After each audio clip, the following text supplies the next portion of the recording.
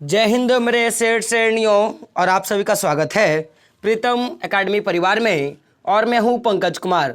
तो जैसा कि आपको पता होगा कि हम लोग अभी कक्षा 10वीं का जो इतिहास है, इतिहास का जो चैप्टर आप जानते हो कौन सा, भारत में राष्ट्रवाद का जो चैप्टर है आपका, भारत में राष्ट्रवाद।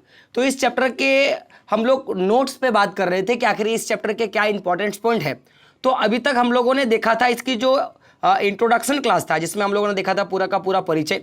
और परिचय में हम लोग जाना था कि आखिर यूरोप में जो आधुनिक राष्ट्रवाद के साथ ही क्या हुआ था, पूरे विश्व में राष्ट्र राज्य की या मैं बोलूँ राष्ट्रवादी भावना का विकास हुआ। और उसी तरह भारत में भी क्या हुआ कि राष्ट्रवादी भावना का जो चेतना है उसका विकास हुआ। तो अगले एक वीडियो में मैंने केवल एक ही क्वेश्चन बताया था आपको, जो क्वेश्चन आप देख सकते हो आपकी स्क्रीन पर यहाँ रहा होगा कि भारत में राष्ट्रवादी भावना चेतना का विकास कैसे। लेकिन आप इसके साथ साथ आपके बोर्ड एग्जाम में ये भी क्वेश्चन पूछे गए हैं कि उपनिवेशों में राष्ट्रवाद के उदय की प्रक्रिया उपनिवेशीवादी विरोधी आंदोलन से जुड़ी हुई थी, क्यों? ये आपका क्वेश्चन आता है। कभी कभी ये क्वेश्चन ऐसे भी पूछ दिया जाता है कि भारतीयों में सामूहिक अपनेपन का भाव विकसित करने के लिए करने वाले कारक क्या क्या है, उसका उल्लेख करने के लिए कभी कभी क्वेश्चन आता है। तो हम लोगों ने देखा कि जिस तरह दूसरे उपनिवेशों में राष्ट्रवादी भावना का विकास हुआ, जिस क्रांति के साथ जब लोगों पे उत्पीड़न बढ़ा, ज़्यादा मात्रा में लोगों का शोषण होना शुरू हुआ, तो ये शोषण धीरे धीरे पूरे जनता में फैली और देखते ही देखते क्या हुआ, जनता के बीच में राष्ट्रवादी भावना का विकास होने लगा। और फिर हम लोगों ने देखा था कि जिस तरह हर एक क्रांति के पीछे कोई ना कोई नेता होता है, उसी प्रकार भारत में राष्ट्रवादी आंदोलन के अग्रदूत में बोलूंगा तो वो महात्मा गांधी थे। तो अब सवाल रहा कि सर महात्मा गांधी तो है, हम लोगों ने देखा, तो आखिर महात्मा गांधी ने किस तरह से चीजों को किया, इन सारी चीजों पे बात करेंगे। और आज एक टॉपिक पे डिस्कस करेंगे। टॉपिक क्या है कि पहले विश्व युद्ध, और साथ साथ में बात करेंगे खिलाफत आंदोलन और असहयोग आंदोलन पे हम लोग क्या करेंगे, बात करेंगे। तो क्वेश्चन पूछ दिया जाता है कि पहले विश्व युद्ध का क्या परिणाम हुआ, या आपके बोर्ड एग्जाम में क्वेश्चन आता है कि पहले विश्व युद्ध ने, यहाँ पे ने होगा, ठीक है, ने होगा, पहले विश्व युद्ध ने भारत में राष्ट्रीय आंदोलन के विकास में किस प्रकार योगदान दिया। यानी कि भारत में जो ये राष्ट्रवादी आंदोलन हुआ उसमें प्रथम विश्व युद्ध जो था वो किस तरह से अहम भूमिका निभाया। तो कभी कभी क्वेश्चन पूछ दिया जाता है माय डियर फ्रेंड कि बताइए कितने विश्व युद्ध हुए हैं। तो आपको पता होगा कि 2 विश्व युद्ध हुआ है। तो 2 में आप हमेशा बताओ कि पहला विश्व युद्ध कब हुआ और वो कितना देर तक चला, और दूसरा विश्व युद्ध कब हुआ और वो कितने देर तक चला। अगर आपको पता है तो कमेंट बॉक्स में छापो, क्योंकि क्वेश्चन आपका पूछा जाता है। तो मैंने क्या बोला कि पहले विश्व युद्ध ने भारत में राष्ट्रीय आंदोलन के विकास में किस प्रकार योगदान दिया, यानी कि जो आंदोलन चल रहा है भारत में राष्ट्रवादी आंदोलन, जिसके बारे में हम लोग पढ़ेंगे, तो उसके विकास में किस तरह से योगदान किया, इसके बारे में हमको जानना है। तो देखो क्या लिखा है कि पहली विश्व युद्ध ने एक नई आर्थिक और राजनीतिक स्थिति पैदा कर दिया। आप कारण समझिएगा कि जब पहला विश्व युद्ध हुआ, और आपको पता होगा कि विश्व युद्ध के कारण पूरा जो विश्व होगा वो 2 गुटों में बट गया। एक गुट जो था आपका वो मित्र राष्ट्र का था, और एक गुट जो था आपका धुरी राष्ट्र का था। और जिन लोगों ने मित्र राष्ट्र का सहयोग किया वो लोग अमेरिका, ब्रिटेन, फ्रांस का सहयोग कर रहे थे। जो लोग धुरी राष्ट्र का सहयोग कर रहे थे वो लोग जो मित्र राष्ट्र का विरोधी था उनका समर्थन कर रहा था। और दोनों के बीच में जब युद्ध हुआ तो जो पूरा का पूरा विश्व था वो 2 भागों में बट गया। कुछ लोग धुरी राष्ट्रों में जाना चाहते थे, कुछ लोग क्या करते थे कि मित्र राष्ट्र में जाना चाहते थे। लेकिन भारत में ऐसा नहीं हुआ। भारत ना ही धुरी राष्ट्र का समर्थक बना और ना ही क्या बना, आपका मित्र राष्ट्र का समर्थक बना। तो जो पूरे की पूरी जो पहले विश्व युद्ध हुआ उसमें नई आर्थिक राजनीतिक स्थिति क्या हुई, पैदा हुई। अब इस स्थिति के कारण क्या हुआ, तो देखो जब ये स्थिति पैदा हुई है तो इस स्थिति के कारण रक्षा व्यय जो है आपका, रक्षा व्यय यानी कि देखोगे कि किसी भी देश में आपको पता होगा कि उसकी आंतरिक, या मैं बोलूँगा कि आंतरिक बोलो या जो भी बोलो, आंतरिक बोलो या बाहरी रक्षा के लिए बहुत तरह के चीज़ चाहिए। जैसे सैनिक चाहिए, जैसे आप देखोगे तो आपको बंदूक चाहिए होता है ना, आपको मिसाइल चाहिए होता है, यानी कि बहुत तरह की चीज़ें होनी चाहिए। तो अपनी इसी स्थिति के कारण क्या हुआ, जो रक्षा व्यय है उसमें भारी इजाफा हुआ। यानी कि लोग क्या करने लगे, अपने बचाव के लिए नए नए तरीका ढूंढने लगे, और इस नए नए तरीकों के लिए आपको क्या हुआ, ज़्यादा मात्रा में पैसे जो है खर्च होना शुरू हो गया। तो अब क्वेश्चन आएगा कि आखिर जब ज़्यादा मात्रा में खर्च होना शुरू हुआ, सुरक्षा व्यय जब ज़्यादा मात्रा में होना शुरू हुआ, तो आखिर इस खर्च की भरपाई कैसे किया जाता था, ये कभी क्वेश्चन आपका आएगा। तो देखो जब ज़्यादा मात्रा में वही जब खर्चा होने लगा, ज़्यादा मात्रा में पैसे की खर्ची होने लगी, तो इसके कारण क्या हुआ कि जिन जिन देशों ने चाहे वो मित्र राष्ट्र का समर्थन किया, चाहे वो धुरी राष्ट्र का समर्थन किया, तो उन देशों से क्या हुआ कि कर्ज, युद्ध के नाम पर कर्ज जो है लेना शुरू कर दिया, पहला काम। दूसरा क्या किया कि जो वास्तविक कर लिए जाते थे उन करों में क्या किया, वृद्धि करना शुरू कर दिया। साथ साथ में अगर दो देशों के बीच में व्यापार हो रहा है तो उन व्यापारों में क्या कर दिया गया, सीमा शुल्कों को बढ़ा दिया गया, और साथ साथ में जो आयकर था उसको शुरू कर दिया गया। तो देखो, सबसे पहले जब पहला विश्व युद्ध हुआ तो आर्थिक और राजनीतिक स्थिति तो पैदा हुई, और इस स्थिति के कारण रक्षा व्यय में भारी मात्रा में इजाफा हुआ, और इस खर्चे की भरपाई के लिए युद्ध के नाम पे कर्ज लिया जाने लगा, करों में वृद्धि होना शुरू हुआ, सीमा शुल्क में बढ़ोतरी की गई, और आयकर जो है वो शुरू कर दिया गया। यानी कि कोई वस्तु अगर आप ला रहे हो तो उसके लिए आपको क्या देना पड़ेगा, पैसा देना पड़ेगा। ये सारे व्यवस्थाओं का जो है नए तरीके से चीजें हमको देखने के लिए मिली। साथ ही साथ देखोगे कि इन्हीं सभी कारणों के कारण क्या हुआ, अगर आप मैं बात करूं इन्हीं सभी कारणों के कारण क्या होता है कि युद्ध के दौरान कीमतों में काफी ज्यादा इजाफा हुआ। तो देखो, अगर बात को समझना कि अगर मान लो कि भाई अगर कर को बढ़ाया जाएगा तो जो लोग कर चुकाएंगे वो पैसा कहां से देंगे, तो अब जाहिर सी बात है कि आप बोलोगे कि सर वो तो अपने वस्तुओं या अपने माल से देंगे। तो अगर कोई व्यक्ति अपने वस्तु या अपने माल से अगर आपको कर काट के देगा तो जाहिर सी बात है कि रेट तो बढ़ाएगा। अगर उसको ज्यादा फायदा कमाना है तो रेट बढ़ाएगा। तो इन सभी कारणों के कारण क्या हुआ कि जो भी वस्तु है उनकी कीमतों में उछाल देखने के लिए मिला, और ये उछाल जो है वो 1913 से लेके 1918 ईस्वी के बीच में इतना देखा गया कि जितना कीमत था किसी वस्तु का उससे 2 गुना रेट पर वस्तु जो है बेचा जाने लगा। तो सोच के देखो इन सारे करों का क्या प्रभाव हुआ। तो जब ये करों में वृद्धि हुआ तो उसका कुछ ना कुछ तो परिणाम हुआ होगा।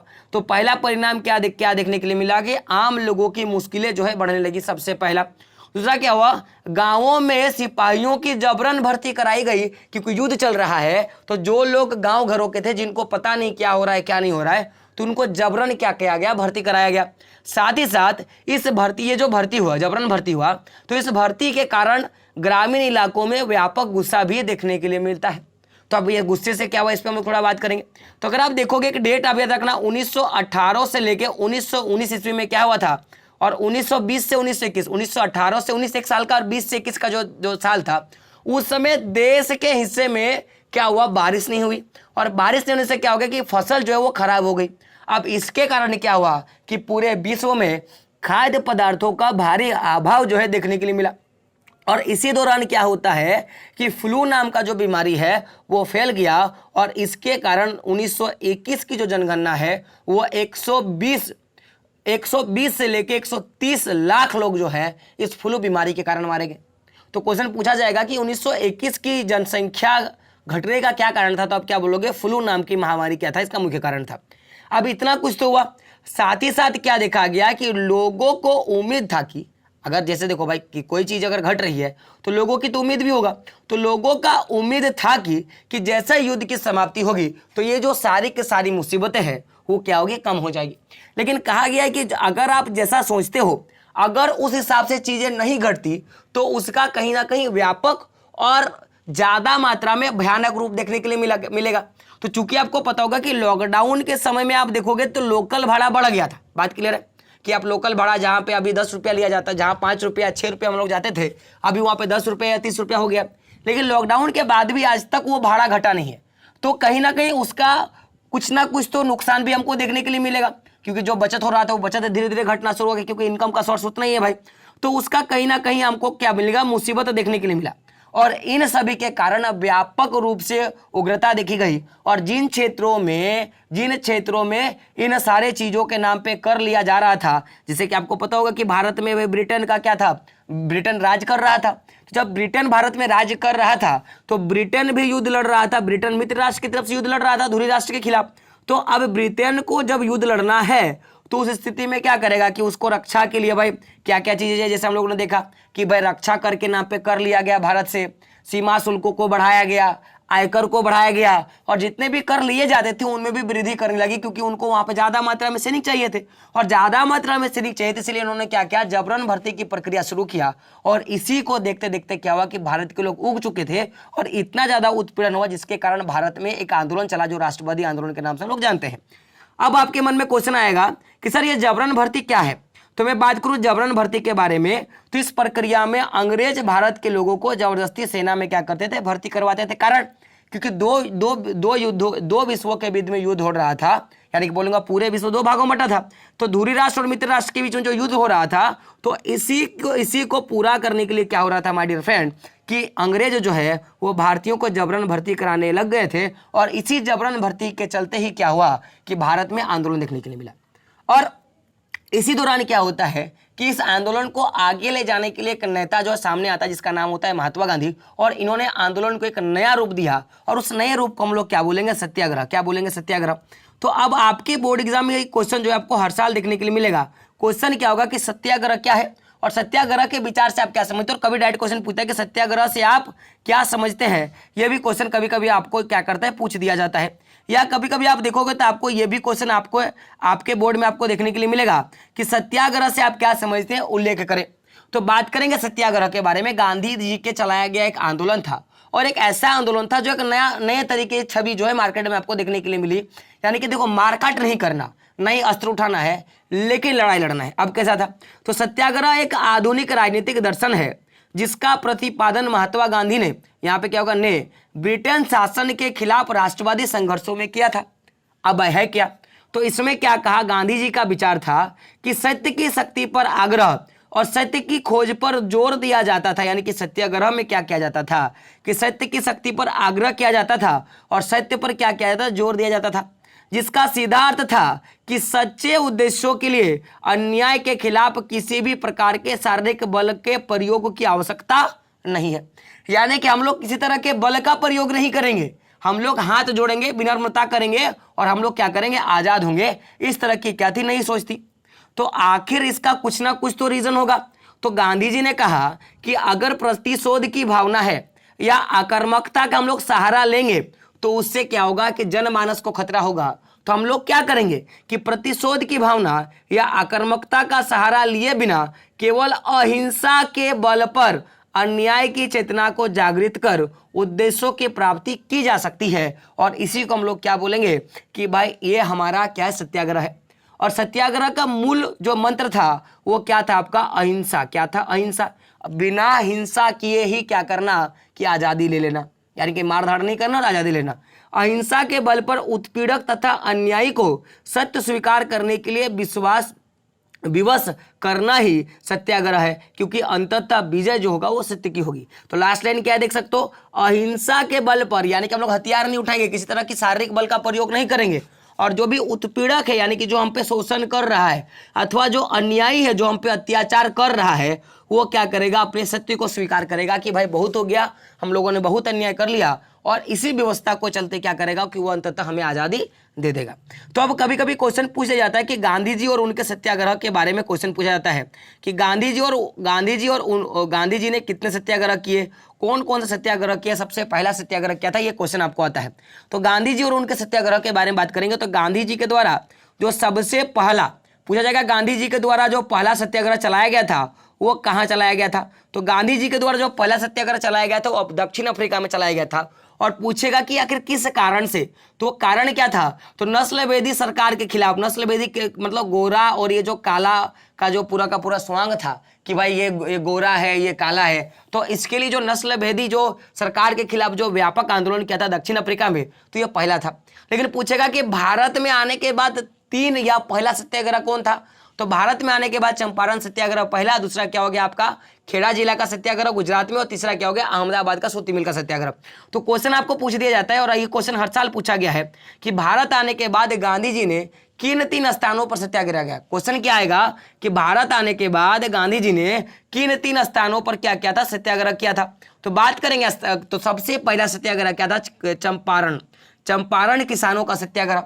तो डेट पूछता है, तो चंपारण सत्याग्रह जो है वो 1917 में हुआ था। कब हुआ था, 1917 में, याद रखिएगा।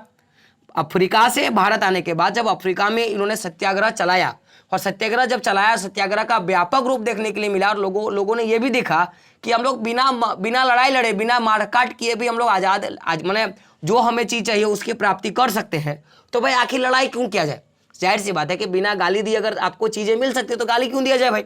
तो 1917 में क्या हुआ, पहला सत्याग्रह किया गया चंपारण में। चंपारण है कहाँ पे, तो ये बिहार में है। कारण क्या है सत्याग्रह का, ये जो बिहार का जो आंदोलन हुआ, सत्याग्रह हुआ, इसका क्या कारण है? तो दमनकारी बगान व्यवस्था के खिलाफ किसानों को क्या करना, मदद के लिए क्या किया गया था, यह सत्याग्रह जो है चलाया गया था। गौर कीजिएगा, क्या था? दमनकारी बगान व्यवस्था के खिलाफ किसानों की मदद करने के लिए क्या था, ये आंदोलन चलाया गया था। कब? 1917 में। कहाँ हुआ था? बिहार में। नाम क्या था? चंपारण सत्याग्रह। दूसरा जो सत्याग्रह हुआ वो कहाँ हुआ था? खेड़ा जिला का। कब कहाँ हुआ था? खेड़ा जिला में हुआ था। तो क्वेश्चन पूछा जाता है कि खेड़े जिले के किसानों का सत्याग्रह के बारे में पूछा जाता है। तो ये सत्याग्रह कब हुआ? ये भी 1917 में हुआ था। कब हुआ था? 1917 में हुआ था। कहाँ पे? ये खेड़ा जिला है कहाँ पे? तो गुजरात में है। कहाँ पे? गुजरात में। कारण क्या है? फसल खराब हो जाने और प्लेग की महाबीमारी के कारण खेड़े जिले के किसान लगान चुकाने की हालत में नहीं थे। तो भाई गांधी जी चाहते थे कि आप क्या करो कि जो वसूल जो है, जो आप कर ले रहे हो, जो हमारी लगान ले रहे हो, उस लगान में थोड़ी ढील दी जाए, यानी कि जहां 10 रुपया ले रहे हो तो 8 रुपया लो, 2 रुपया लो, 3 रुपया लो, ये हमें माफी कर दो। इस तरह का क्या था, इनका मानना था। यह दूसरा था। तीसरा जो सत्याग्रह हुआ वो अहमदाबाद में हुआ। कहाँ पे हुआ? अहमदाबाद के सूती कारखानों के मजदूरों का सत्याग्रह था। और ये कब होता है? तो ये 1918 में ये जो है सत्याग्रह होता है। स्थान का है? अहमदाबाद में। कारण क्या है? जो सूती कपड़ों के कारखानों के मजदूरों के बीच में क्या किया था, ये आंदोलन चलाया गया था। तो मैंने क्या बोला? 3 सत्याग्रह। पहला सत्याग्रह 1917 में कहाँ हुआ? चंपारण में। चंपारण कहाँ है? बिहार में। क्यों हुआ था? तो बगान मालिकों के शोषण के खिलाफ। दूसरा सत्याग्रह कब हुआ? 1917 में। कहाँ हुआ? गुजरात के खेड़े जिले में। कारण क्या था? तो प्लेग की महाबीमारी फैली थी। तो गांधी जी चाहते थे कि जो लगान है उसमें थोड़ी ढील दी जाए।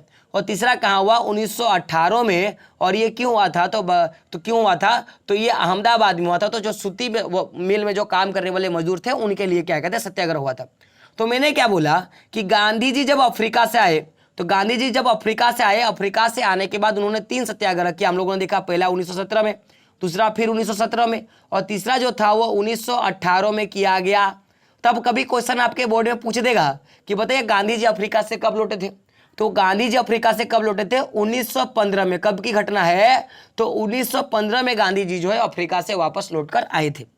तो ये टॉपिक पूरा का पूरा था आपका सत्याग्रह पे। अब खिलाफत आंदोलन और बाकी सारी घटनाओं पे हम लोग पूरा का पूरा जिक्र करेंगे कि किन सारी घटनाओं के बाद ये सारी घटनाएं घटी। तो वीडियो कैसा लगा कमेंट बॉक्स में बताना है। सारी चैनल पे तो चैनल को सब्सक्राइब करना है और बेल का आइकन क्या करना है, प्रेस करना है दोस्तों। तो मिलते हैं अगले वीडियो में, तब तक के लिए जय हिंद, जय भारत और आपका दिन शुभ हो।